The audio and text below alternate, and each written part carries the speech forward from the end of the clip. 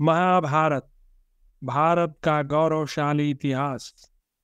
भीष्म पर्व, अध्याय 44। कौरव पांडवों के प्रथम दिन के युद्ध का आरंभ।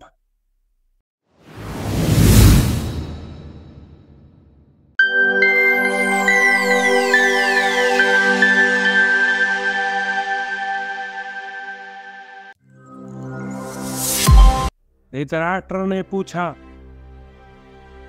हे संजय, इस प्रकार जब मेरे पुत्रों और पांडवों ने अपनी अपनी सेनाओं का व्यूह लगा दिया, तब वहां उनमें से पहले किन्होंने प्रहार किया, कौरवों ने या पांडवों ने? संजय ने कहा, महाराज धृतराष्ट्र, भाइयों सहित आपका पुत्र दुर्योधन भीष्म को आगे करके सेना सहित आगे बढ़ा। इसी प्रकार समस्त पांडव भी भीमसेन को आगे करके भीष्म से युद्ध करने की इच्छा रखकर प्रसन्न मन से आगे बढ़े। फिर तो दोनों सेनाओं में सिंहनाद, किलकारियों के शब्द, क्रकच, नरसिंहे, भेरी, मृदंग, ढोल आदि वाद्यों की ध्वनि तथा घोड़ों हाथियों के गर्जने के शब्द गूंजने लगे। पांडव सैनिक हम लोगों पर टूट पड़े और हम लोगों ने भी विकट गर्जना करते हुए उन पर धावा बोल दिया। इस प्रकार अत्यंत घोर युद्ध होने लगा। महाराज धृतराष्ट्र, भीषण मार काट से युक्त उन महान संग्राम में आपके पुत्रों तथा पांडवों की विशाल सेनाएं प्रचंड वायु से विकंपित हुए वनों की भांति शंख और मृदंग के शब्दों से कांपने लगी। राजाओं, हाथियों, घोड़ों तथा रथों से भरी हुई उभय पक्ष की सेनाएं उस अमंगलमय मुहूर्त में जब एक दूसरे के सम्मुख और समीप आईं, उस समय वायु से उद्वेलित समुद्रों की भांति उनका भयंकर कोलाहल सब ओर गूंजने लगा। उस रोमांचकारी भयंकर शब्द के प्रकट होते ही महाबाहो भीमसेन सांड की भांति गर्जने लगे। भीमसेन की वह गर्जना शंख और दुंदुभियों के गंभीर घोष, गजराजों की चिंगाड़ने की आवाज तथा सैनिकों के सिंहनाद को भी दबाकर सब ओर सुनाई देने लगी। उन सेनाओं में हजारों घोड़े जोर जोर से हिनहिना रहे थे, परंतु गर्जना करते हुए भी भीमसेन का शब्द उन सब को दबाकर ऊपर उठ गया था। वे मेघ के समान गंभीर स्वर से गर्जन तर्जन कर रहे थे। उनका शब्द इंद्र के वज्र की गड़गड़ाहट के समान भयानक था। उस सिंहनाद को सुनकर आपके समस्त सैनिक संत्रस्त हो उठे। जैसे सिंह की आवाज सुनकर दूसरे वन्य पशु भयभीत हो जाते हैं, उसी प्रकार वीर भीमसेन की गर्जना से भयभीत हो कौरव सेना के समस्त वाहन मलमूत्र करने लगे। महान मेघ के समान अपने भयंकर रूप को प्रकट करते, गरजते तथा आपके पुत्रों को डराते हुए भीमसेन कौरव सेना पर चढ़ाए। महान धनुर्धर भीमसेन को आते देख दुर्योधन के भाइयों ने जैसे बादल सूर्य को ढक लेते हैं, उसी प्रकार बाण समूहों से उन्हें आच्छादित करते हुए सब ओर से घेर लिया।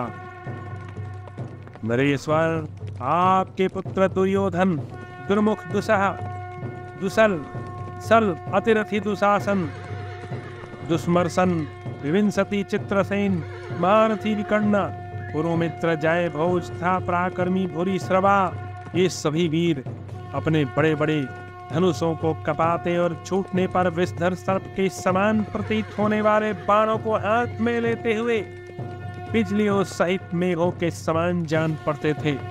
ये सभी भूपाल पांडव सेना के सम्मुख भीमसेन को घेर कर खड़े हो गए। महाराज, तदनंतर द्रौपदी के पांचों पुत्र महारथी अभिमन्यु, नकुल, सहदेव तथा द्रुपद पुत्र धृष्टद्युम्न, ये सभी योद्धा वज्र के समान महान वेगशाली तीक्ष्ण बाणों द्वारा पर्वत शिखरों की भांति धृतराष्ट्र पुत्रों को पीड़ा देते हुए उन पर चढ़ आए। उस प्रथम संग्राम में जब भयानक धनुषों की टंकार ताल ठोकने की आवाज हो रही थी, आपके तथा पांडवों के दल में भी कोई युद्ध से विमुख नहीं हुआ। भरतश्रेष्ठ, उस समय मैंने द्रोणाचार्य के उन शिष्यों की फुर्ती देखी। वे बड़े ही तीव्र गति से बाण छोड़ते और लक्ष्य को बीध डालते थे। वहां टंकार करते हुए धनुषों के शब्द कभी शांत नहीं होते थे। आकाश से नक्षत्रों के समान उन धनुषों से चमकीले बाण प्रकट हो रहे थे। भरतनंदन, दूसरे सब राजा लोग उस कुटुंबी जनों के भयंकर दर्शनीय संग्राम को दर्शक की भांति देखने लगे। राजन, बाल अवस्था में वे सभी एक दूसरे का अपराध कर चुके थे। सबका स्मरण हो आने से वे सभी महारथी रोष से भर गए और एक दूसरे के प्रति स्पर्धा रखने के कारण युद्ध में विजयी होने के लिए विशेष परिश्रम करने लगे। हाथी घोड़े रथों से भरी हुई कौरव पांडवों की वे सेनाएं पट पर अंकित हुई चित्रमयी सेनाओं की भांति उस रणभूमि में विशेष शोभा पा रही थी। तदनंतर आपके पुत्र दुर्योधन की आज्ञा से अन्य सब राजा भी हाथ में धनुष बांध लिए सेनाओं सहित वहां पहुंचे। इसी प्रकार युधिष्ठिर की आज्ञा पाकर सहस्रों नरेश गर्जना करते हुए आपके पुत्र की सेना पर टूट पड़े। उन दोनों सेनाओं का वह संघर्ष अत्यंत दुस्सह था।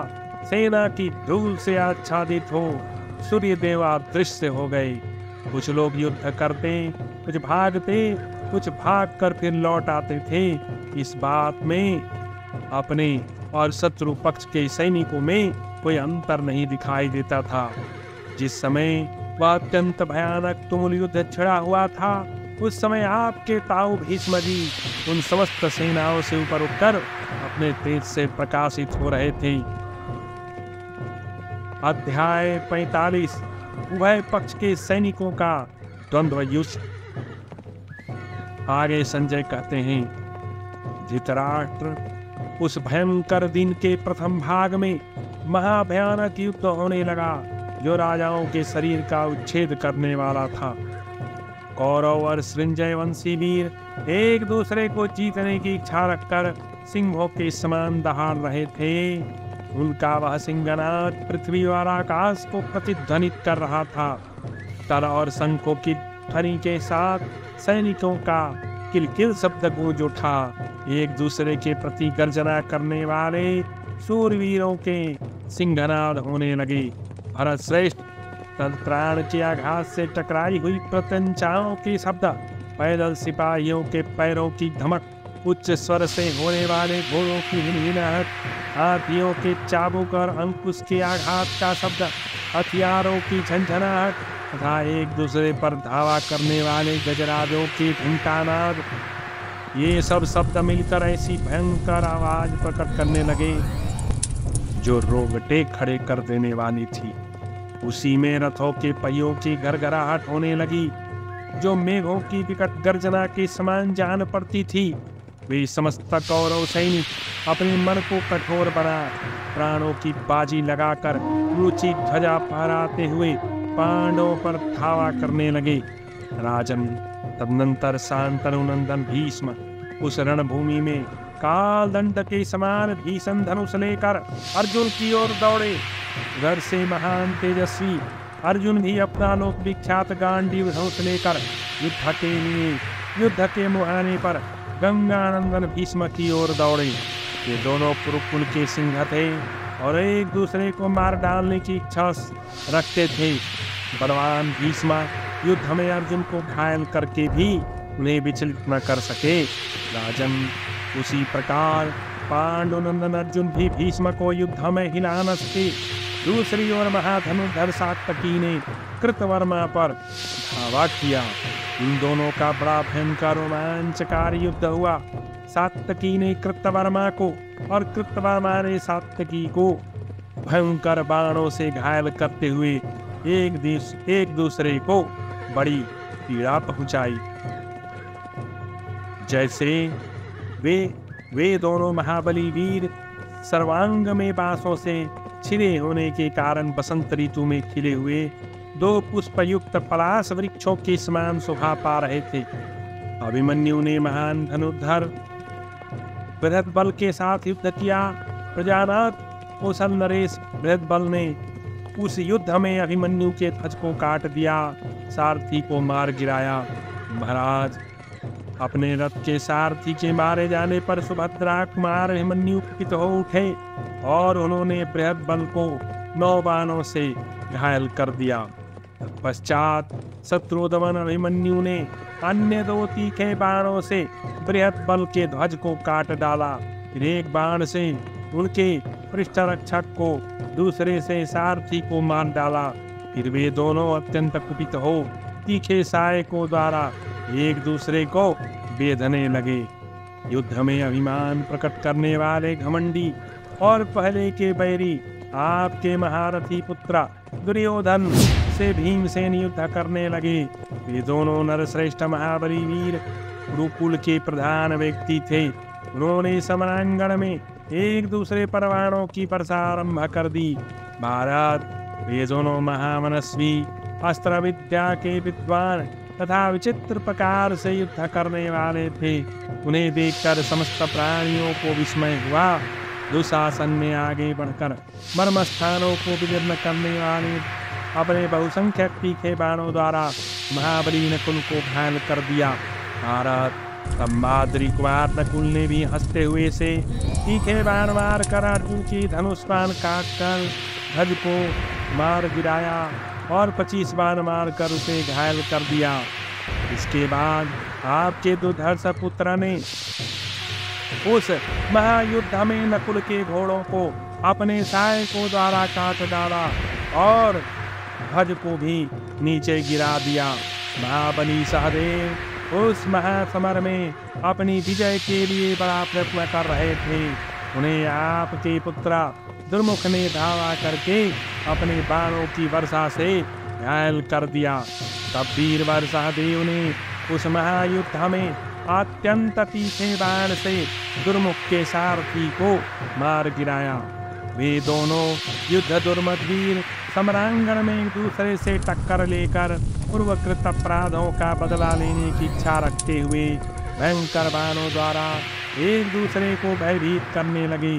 स्वयं राजा युधिष्ठिर ने मद्रराज सैन्य पर आक्रमण किया।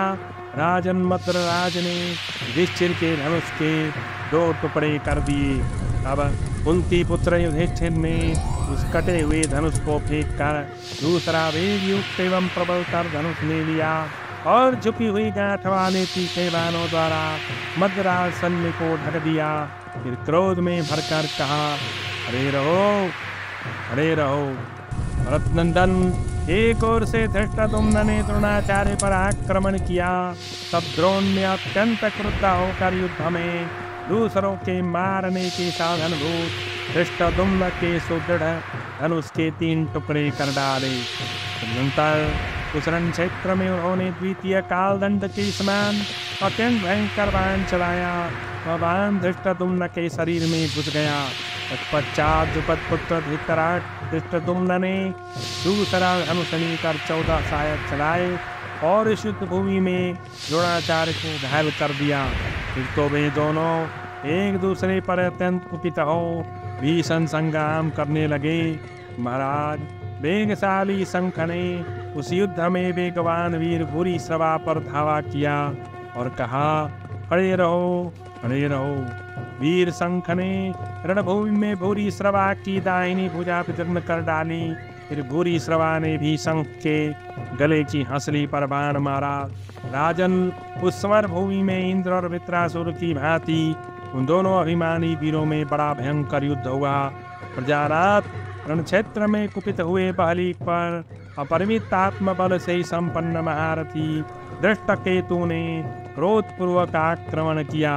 राजन, अमरशील बहलीक ने समरांगण में बहुत से बाणों द्वारा धृष्टकेतु को पीड़ा दी और सिंह के समान गर्जना की। तब चेदीराज धृष्टकेतु ने अत्यंत क्रुद्ध होकर जैसे मतवाला हाथी किसी मदोन्मत्त गजराज पर हमला करता है, उसी प्रकार ही 9 बाण मारकर उस युद्ध भूमि में बहलीक को छत विछत कर दिया। उस रणभूमि में वे दोनों वीर परस्पर कुपित हो रोष में भरे हुए मंगल और बुध की भांति बारंबार गरजते हुए युद्ध कर रहे थे। जैसे इंद्र ने युद्ध में बल नामक दैत्य पर चढ़ाई की थी, उसी प्रकार क्रूर कर्माक्रोधकच ने भयंकर कर्म करने वाले अलम्बुस नामक राक्षस पर आक्रमण किया। भरत नंदन, क्रोध में भरे हुए घटोत्कच ने 90 तीखे बाणों द्वारा उस महाबली राक्षस अलम्बुस को विदीर्ण कर दिया। तब अलम्बुस ने भी महाबली भीमसेन पुत्र घटोत्कच को झुकी हुई गांठ वाले बाणों द्वारा समरांगण में बहुत प्रकार से घायल कर दिया। जैसे देवासुर संग्राम में महाबली बलासुर और इंद्र घायल हो जाते हैं, उसी प्रकार इस युद्ध में एक दूसरे के बाणों से छत विछत हो अलम्बुस और घटोत्कच अद्भुत शोभा धारण कर रहे थे। राजन, बलवान शिखंडी ने रणक्षेत्र में द्रोणपुत्र अश्वत्थामा पर धावा किया। तब अश्वत्थामा ने कुपित हो एक तीखे नाराज के द्वारा निकट आए हुए शिखंडी को अत्यंत घायल करके कंपित कर दिया। महाराज, तब शिखंडी ने भी पीले रंग के तेज धारण करने वाले तीखे सहायक से द्रोणपुत्र अश्वत्थामा को गहरी चोट पहुंचाई। तदनंतर वे दोनों अनेक प्रकार के बाणों द्वारा एक दूसरे पर प्रहार करने लगे। राजन, संग्राम सुर भगदत्त पर सेनापति विराट ने बड़ी उतावली के साथ आक्रमण किया।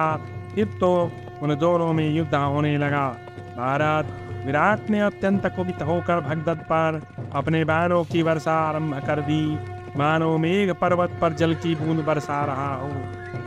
तब जैसे बादल उगे हुए सूर्य को ढक लेता है, उसी प्रकार भगदत्त ने समरभूमि में बाणों की वर्षा द्वारा पृथ्वीपति विराट को आच्छादित कर दिया। भरत नंदन, कैकेयराज बृहच्छत्र पर शरद्वान के पुत्र कृपाचार्य ने आक्रमण किया और अपने बाणों की वर्षा द्वारा उन्हें ढक दिया। तब कैकेयराज ने भी क्रुद्ध होकर अपने सहायकों की वर्षा से कृपाचार्य को आच्छादित कर दिया। भारत, वे दोनों वीर एक दूसरे के घोड़ों को मार धनुष के टुकड़े करके रथहीन हो अमरस में भरकर खड़ग द्वारा युद्ध करने के लिए आमने सामने खड़े हुए। फिर तो उन दोनों में अत्यंत भयंकर एवं दारुण युद्ध होने लगा। राजन, दूसरी ओर शत्रुओं को संताप देने वाले द्रुपद ने बड़े हर्ष के साथ सिंधुराज जयद्रथ पर धावा किया। जयद्रथ भी बहुत प्रसन्न था। तत्पश्चात सिंधुराज जयद्रथ ने समरांगण में तीनों बाणों द्वारा द्रुपद को गहरी चोट पहुंचाई। द्रुपद ने भी बदले में उसे बींध डाला। उन दोनों का वह घोर एवं अत्यंत भयंकर युद्ध शुक्र और मंगल के संघर्ष की भांति नेत्रों के लिए हर्ष उत्पन्न करने वाला था। आपके पुत्र विकर्ण ने तेज चलने वाले घोड़ों द्वारा महाबली सुतसोम पर धावा किया। तत्पश्चात उनमें भारी युद्ध होने लगा। विकर्ण अपने बाणों से सुतसोम को घायल करके भी उन्हें कंपित न कर सका। इसी प्रकार सुतसोम भी विकर्ण को विचलित न कर सके। उन दोनों का वह पराक्रम अद्भुत सा प्रतीत हुआ। नरश्रेष्ठ, पराक्रमी महारथी चेकितान ने पांडवों के लिए अत्यंत कुपित होकर सुशर्मा पर धावा किया। महाराज, सुशर्मा ने भारी बाण वर्षा के द्वारा महारथी चेकितान को युद्ध में आगे बढ़ने से रोक दिया। तब चेकितान ने भी रोष में भरकर उस महायुद्ध में अपने बाणों की वर्षा से सुशर्मा को उसी प्रकार ढक दिया जैसे महामेघ जल की वर्षा से पर्वत को आच्छादित कर देता है। राजेंद्र, पराक्रमी शकुनी पराक्रम संपन्न प्रतिबिंध पर चढ़ाया, ठीक उसी तरह जैसे मतवाला सिंह किसी हाथी पर आक्रमण करता है। जिस प्रकार इंद्र संग्राम भूमि में किसी दानव को विदीर्ण करते हैं, उसी प्रकार युधिष्ठिर के पुत्र प्रतिबिंध ने अत्यंत कुपित होकर सुवल पुत्र शकुनी को अपने तीखे बाणों से बेध डाला। युद्ध में अपने को बेधने वाले प्रतिबिंध को भी परम बुद्धिमान शकुनी ने झुके हुए गांठ वाले बाणों से घायल कर दिया। राजेंद्र, कंबोज देश के राजा महाप्रक्रमी महारथी सुदक्षिण पर रणभूमि में सुतकर्मा ने आक्रमण किया। तब सुदक्षिण ने समरांगण में सहदेव पुत्र महारथी सुतकर्मा को छत विछत कर दिया, तो भी वह उन्हें कंपित न कर सका। वे मैनाक पर्वत की भांति अविचल भाव से खड़े रहे। तदनंतर सुतकर्मा ने कुपित होकर महारथी काम्बोज राज को सब ओर से विदीर्ण सा करते हुए अपने बहुसंख्यक बाणों द्वारा भली भांति पीड़ित किया। दूसरी ओर शत्रुओं को संताप देने वाले यत्नशील ईरावान ने युद्ध में कुपित होकर शत्रुदमन श्रुतायुध पर धावा किया। श्रुतायुध भी प्रयत्नपूर्वक उनका सामना कर रहा था।